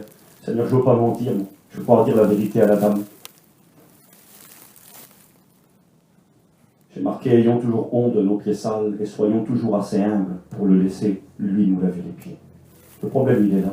C'est quand tu veux t'en sortir tout seul, quand tu crois que tu es Superman, et quand tu écoutes les accusations du diable, parce que des fois elles sont fondées, je vous l'ai dit, c'est vrai. Regarde quelque chose que tu as fait. Tu vas prendre la Sainte Seine ce matin. Je me rappelle de voir un copain à moi, il est prédicateur aujourd'hui, il ne l'était pas à l'époque. Je me rappelle de voir la Sainte Seine passer, lui de rester assis. Pourquoi tu restes assis? Ben, tu comprends, Steve, j'ai fait une bêtise cette semaine, et puis je vais attendre 15 jours, ça ira mieux. Parce que le temps va effacer ta faute. Tu crois qu'au bout de 15 jours, tu seras plus digne de prendre la Sainte Seine? C'est pas comme ça que ça marche. On ne prend pas la Sainte Seine parce qu'on est un ange. On ne prend pas la Sainte Seine parce qu'on a atteint la perfection. Paul ne l'avait pas atteint, et vous non plus, moi non plus. On sera parfait quand on sera dans la gloire. On prend la Sainte Seine quand on est honnête devant Dieu. On prend la Sainte Seine quand on aime Jésus. On prend la Sainte Seine quand on veut s'en sortir. On prend la Sainte Seine quand on marche dans la lumière. Seigneur, je marche dans la lumière, je suis un chrétien, je suis un agneau, et j'ai sali mes pattes, et j'ai honte. J'ai honte de venir devant toi. J'ai honte et je te demande pardon, Seigneur. Et Jésus me dit, tu sais, Steve, je serai toujours là pour laver tes pieds. Tu as un avocat auprès du Père. Il n'a jamais perdu aucun procès. Et si tu te confies en moi, je te donne l'assurance que je serai là. Je serai là pour toi. J'ai marqué, Jésus lavera les pieds de Pierre dans sa vie plus tard. Non seulement il les a lavés ce jour-là, physiquement, mais spirituellement, il les lavera plus tard. Souvenez-vous quand, simplement le lendemain, Pierre qui dit à Jésus, non Jésus, moi, non, jamais, jamais tu me laveras les pieds. Bien ce même Pierre, le lendemain matin, ça va demander 10 ans, hein, lorsque Jésus va être livré pour être crucifié, condamné devant ses juges, que fera Pierre? Vous vous souvenez, hein, le lendemain, ça va devenir un menteur et un traître. Jésus, je ne le connais pas, je ne sais pas qui il est. Oh, il avait peur, Zinda. C'était un homme de Dieu terrible, mais il a peur. Et puis il va trahir son maître. Il va le renier. Il est à 20 ou 30 mètres de lui. Quand il le trahit, la troisième fois que le coq chante, pour la deuxième fois, il est marqué que son regard va croiser celui du Christ. Alors Pierre, je croyais que je n'aurais pas besoin de te laver les pieds. Il va devoir lui laver les pieds. Et il va le faire. Lorsque le Christ va ressusciter, il est écrit qu'il va apparaître à des femmes et il va leur dire aux femmes, femmes, allez dire à mes apôtres, à mes disciples, que je les précède en Galilée, que je les attends, il faut qu'ils viennent. J'ai des choses à leur dire, je suis vivant. Et Jésus précisera, allez dire à mes disciples, et aussi, j'ai noté le verset, et aussi à Pierre. Allez dire à Pierre qu'ils viennent. Pierre, il ne serait pas venu. Il aurait eu trop honte. Regarde Jésus, je t'ai renié, je t'ai abandonné, j'ai été un lâche, je suis un menteur, je suis un rigolo, je suis un faible, je ne suis pas digne, je ne vaux rien. Ça vous le fait jamais, ça, vous? Ça me le fait à moi, ça. Je suis indigne, je ne vaux rien, je suis un minable, je suis un zéro, je ne suis pas capable. Il faut qu'il y ait ça. S'il n'y a plus ça, c'est pas bon. Comment Dieu diffère, comment Dieu fait la différence entre son enfant qui vient en pleurant, avec humilité puis amour, et qui veut plaire à son Seigneur, et qui dit, Seigneur, pardon, je regrette, j'ai encore échoué, j'ai encore recommencé. Seigneur, viens m'aider, j'ai besoin que tu m'aides, j'ai besoin de ton pardon, j'ai besoin que tu laves mes pieds, je veux m'en sortir, Jésus. Comment Seigneur, il est content de voir ça. Que celui qui vient et qui méprise, de celui qui vient et que ça ne lui fait plus rien. Or, tu sais, personne n'est parfait. Et tu sais, mon frère, les mains en douche, nous, c'est rien. Chez nous, on a le droit. On a le droit. Si la Bible dit non, ben, tu n'as pas le droit, même que ta main en douche, même que tu es un yéniche ou un rhum. Si la Bible dit non, c'est la Bible qui a raison, puis c'est pas toi. Je vais terminer. Il a fallu que Jésus lave les pieds de Pierre, j'ai marqué pour Malchus. Il a failli tuer un homme quand même. Hein. Il a voulu lui couper la tête, il lui a coupé l'oreille. Il a fallu que Jésus lui lave ses pieds. Il a quand même renié son maître. J'ai marqué quelques temps plus tard. J'ai écouté ça et ça me dérange. J'ai écouté un copain, il n'a peut-être pas réfléchi, ou vous savez, des fois on ne va pas au bout de notre pensée, on ne dit pas tout quand on prêche. Puis des fois on oublie des choses. Ce frère, il prêchait, puis il disait, l'apôtre Pierre, avant qu'il soit baptisé du Saint-Esprit, il a fait des erreurs, il a renié Jésus, il a fait des erreurs, etc. Mais après, à partir du baptême du Saint-Esprit, fini. Alors là, plus jamais de sa vie, ça a été un champion, plus aucune erreur. Excuse-moi mon copain, t'as pas dû bien lire la Bible. C'est pas parce que tu es baptisé du Saint-Esprit que tu ne feras plus d'erreurs. C'est vraiment merveilleux, ça serait le cas. Moi je suis baptisé du Saint-Esprit, puis j'en ai fait des erreurs. Et Pierre aussi en a fait. C'est marqué comme ça dans l'Épître aux Galates, chapitre 2, versets 11 à 14. Ça fait des années que Jésus est mort et ressuscité. Ça fait des années que Pierre est dans le ministère et qu'il est baptisé du Saint-Esprit. Et puis le voilà qui va là-bas chez les Galates. Et puis ils tombent en mort. Les Galates, c'est des non-juifs. C'est comme si ce matin l'apôtre Pierre viendrait ici, là, tout de suite. Là. Ben, moi je m'assis, puis je laisse Pierre, vas-y, Pierre prend la parole. Puis il parle nous. Il a vécu de Jésus. Il connaît ce que moi je connais pas. Et puis c'est l'apôtre. Et puis il arrive l'apôtre chez les Galates. Ils tombent en mort, Zinda. À Antioche, excusez-moi. C'est à Antioche qu'il arrive. Il arrive à Antioche, là-bas, en Syrie. Et quand il arrive là-bas, il tombe en mort. Ils lui laissent toute la place. Il prêche, il fait les réunions. Tout le monde l'invite. Tu viens manger avec moi un petit bout de pain, Pierre? Ben oui, forcément. Avoir Pierre à sa table. Il lui pose des questions. Il tombe en mort. Après, les Zinda, ben, ils sont contents, eux. Ils parlent avec tout le monde. C'est le copain de tout le monde. Il est terrible. Et puis, il est écrit que des chrétiens vont arriver. C'était des gens de l'entourage de Jacques, le frère de Jésus. Des juifs. Des collègues à lui. Oh, excusez-moi ce que je vais dire. Pour une image que vous allez comprendre. Sa famille. Son peuple. Je sais pas, moi, t'es avec du monde, c'est pas ton peuple à toi. Je sais pas, t'es un mandou, je te veux là avec des circassiens ou avec des yéniches, c'est tes copains. Tu parles avec eux là, puis tu es leurs copains, tu manges avec eux, puis ils sont ton moment après toi. Puis là, tes cousins arrivent, ta famille elle arrive. Plus le même peuple, pas les mêmes mœurs, c'est un petit peu différent. Et puis c'est compliqué, et ils viennent. Puis tu vas retourner. Tu parles plus aux gens, tu fais comme si tu ne les vois plus. Est-ce que Pierre a fait ça? C'est marqué comme ça. Paul va dire, j'ai été obligé de reprendre Pierre en face devant tout le monde, parce qu'il ne marchait pas droit selon la vérité de l'évangile, qu'il était répréhensible et qu'il usait d'hypocrisie. Le grand apôtre va devenir un hypocrite. Quand il est tout seul avec eux, c'est leurs copains, c'est leurs amis, ils mangent et puis ils tombent en mort, Zinda, eux. Et puis il le voit, Paul, il voit la scène, il voit le cinéma, il voit que les autres, ils arrivent, là, sa compagnie, ses copains, c'est plus le même.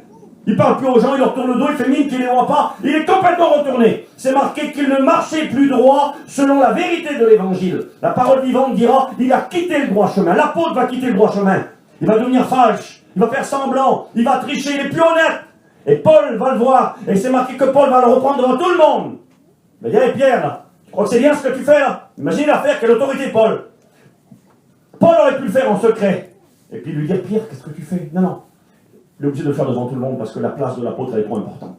Les gens ils le voient trop grand l'apôtre, c'est une colonne dans l'église, et là que la colonne elle est en train de se casser la figure et puis c'est trop grave ce qu'il est en train de faire. Et devant tout le monde il va l'humilier. Qu'est-ce que tu fais Pierre? Tu rigoles ou quoi? Tu parlais avec eux, tu manges avec eux, regarde comment tu te comportes. T'es un vilain, t'es un hypocrite, tu marches plus droit. Et à ce moment-là il a fallu que Jésus lui vienne lui laver les pieds.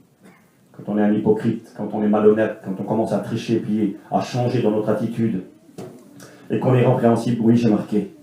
Pierre a eu besoin que Jésus vienne lui laver les pieds tout au long de sa vie. Je vais terminer maintenant. J'ai marqué 1 Jean 3,20. Si ton cœur te condamne, Dieu est plus grand que ton cœur. Hébreux 8, verset 12. Parce que je pardonnerai leur iniquité, je ne me souviendrai plus de leur iniquité. J'ai marqué la grâce et le pardon. N'en abusons pas, c'est vrai, mais ne nous en privons pas non plus. Tout au long de notre vie, nous avons besoin de comprendre ces grandes réalités bibliques. J'ai marqué, on a le droit, et même si nécessaire, on a le devoir de se repentir avec humilité, avec foi et assurance. J'ai écouté quelqu'un un jour qui disait qu'un chrétien n'a pas besoin de se repentir, il a tort. C'est marqué dans l'Apocalypse aux différentes églises, repentez-vous, repentez-vous, pratiquez les premières œuvres, repentez-vous. Un chrétien a le droit, a même le devoir quand c'est nécessaire de se repentir. Ce que j'ai voulu vous faire comprendre ce matin par la grâce de Dieu, c'est qu'un chrétien, ce n'est pas un pécheur parmi les pécheurs. Un chrétien, ce n'est pas un garagiste. Ce n'est pas sa vie de tous les jours. Un chrétien, malheureusement, et nous l'avons vu avec la parole de Dieu, des erreurs, il peut en faire. Des accidents peuvent arriver. Mais Jésus nous donne cette certitude et cette assurance. Et ce matin, mes frères et mes sœurs, je le crois de tout mon cœur, c'est une épée dans ta main. C'est un bouclier derrière lequel tu vas pouvoir te cacher. Quand le diable viendra pour t'accuser, l'accusateur, celui qui t'accuse nuit et jour devant Dieu et qui vient te troubler parfois, et qui dit qu'il n'y arrivera jamais, tu t'en sortiras pas. Tu n'es pas un authentique. Je termine, regardez ces petits mots, j'ai marqué. Tu te dis, c'est trop grand la vie chrétienne. C'est trop grave ce que j'ai fait. Ça ne sert à rien. Je recommence toujours, j'y arrive pas. Je suis un faux, je m'en sortirai pas, je laisse tomber, c'est fini pour moi. Eh bien ce matin, si tu as ce raisonnement, mets-le derrière toi, ce raisonnement. Il n'est pas de Dieu. Tu as le droit de dire, Seigneur, je ne suis pas à la hauteur, mais je t'aime. Moi, je veux aller au ciel. Et merci parce que je comprends ce matin que le comble à l'amour de Dieu, c'est non seulement le Christ crucifié sur une croix, qui me pardonne le jour où je lui donne ma vie, mais c'est ce Christ qui me promet que tous les jours de ma vie, il sera avec moi. Il sera avec moi pour me laver les pieds. Il sera avec moi pour me pardonner. Il sera avec moi pour me faire grâce, pour me donner le moyen de m'en sortir. Alors ce matin, pour moi, c'est une arme terrible, ça. Comme j'avais dit à la femme de mon cousin, eh bien ma soeur, ça fait 20 ans que tu te trompes. Ça fait 20 ans que tu es victime des mensonges du diable. Il faut que tu reprennes ta Sainte Seine dimanche. Et Steve, je ne suis pas digne. Tu ne le seras jamais. Steve, je ne le mérite pas. Personne ne le mérite. Tu vas prendre ta Sainte Seine. Tu vas demander pardon à Jésus pour tes erreurs ou tes fautes. Tu vas demander pardon à Jésus pour ce que tu as fait. Et crois vraiment dans ton cœur. Crois pas le diable, le menteur. Crois Jésus. Il te pardonne. Il oublie. Et même si ton cœur te condamne, celui qui est là-haut, il est plus grand que celui qui est dans le monde. Et il est plus grand que ton cœur. J'aimerais qu'on puisse prier le Seigneur, s'il vous plaît.